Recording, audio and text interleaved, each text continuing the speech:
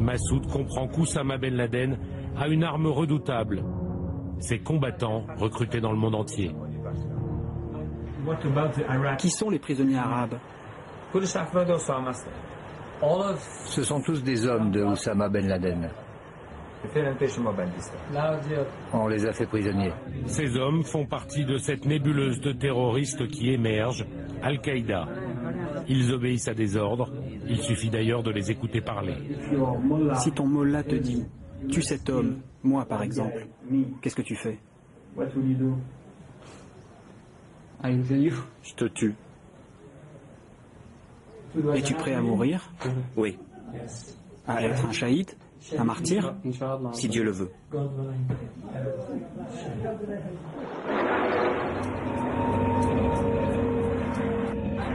11 septembre 2001, les djihadistes frappent au cœur de l'Amérique.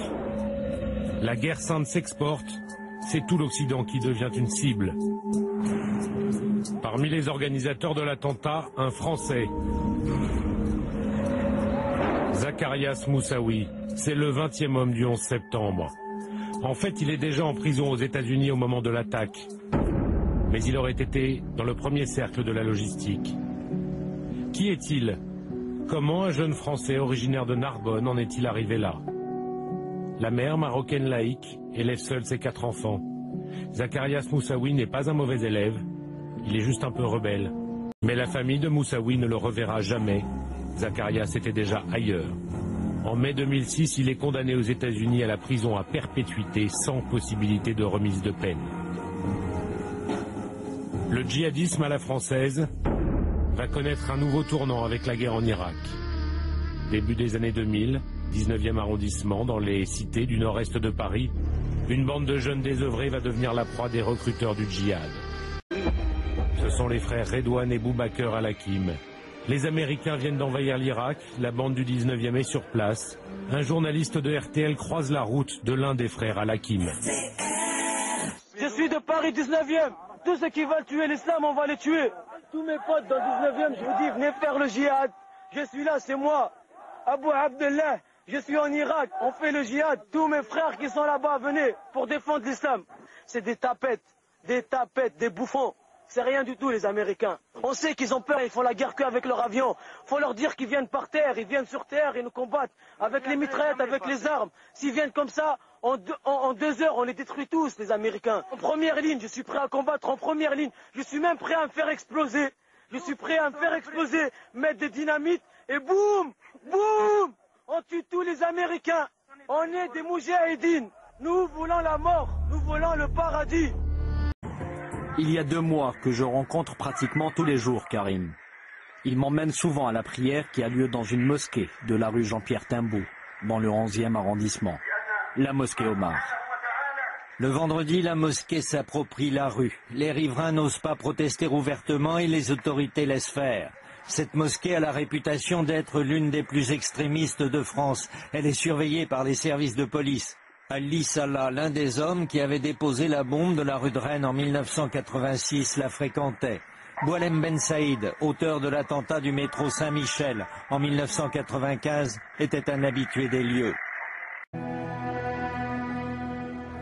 Et en plus de ça, c'est une grande faveur, celui qui meurt martyr. Et nous, on ne dit pas qu'il est mort parce que là, il nous aide, ils sont vivants. Vous pensez qu'il y aura d'autres jeunes comme eux qui vont suivre cette voie? Mais plein.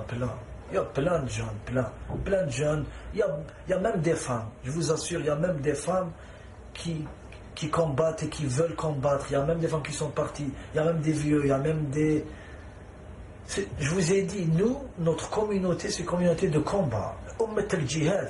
Actuellement en France, est-ce qu'il y a des jeunes qui veulent partir encore? Il y en a plein qui veulent partir, qui sont partis. C'est pas qu'en France, partout dans le monde. Karim a été d'accord pour que nous filmions une réunion avec des jeunes qui l'endoctrinent à la mosquée Omar. Il y a là des jeunes qui semblent issus de toutes les catégories sociales. Des étudiants, d'autres en échec scolaire, des adolescents et des adultes, des musulmans d'origine mais aussi des convertis. Le deuxième volet de son enseignement, c'est que Dieu étant au-dessus de tout, Il faut écarter quiconque s'interpose entre lui et vous, le croyant. Même votre père, même votre mère. Je vous pose une question. Si votre mère, elle vous dit par exemple, il ne faut pas faire la prière, est-ce que vous l'obéissez? Non. On ne peut pas l'obéir. Donc on ne peut pas obéir quelqu'un qui a la désobéissance dans la parce que si, c'est vrai que j'aime ma mère, mais il ne faut pas qu'elle me dise des choses qui vont à l'encontre de la religion. Très vite, il en arrive à parler politique. Et là, les choses sont simples. L'un des pires ennemis, c'est la démocratie. Celui qui dit que les lois, par exemple, d'Allah, qui sont dures, dans la coupelana, yak ou la fouetter le fornicateur, ou la... celui qui prétend que ces lois qui ne sont pas bien, que c'est la démocratie qui est bien, ou le communisme, ou le socialisme, vous savez, vous avez compris maintenant, parce que la démocratie c'est une religion. Hein.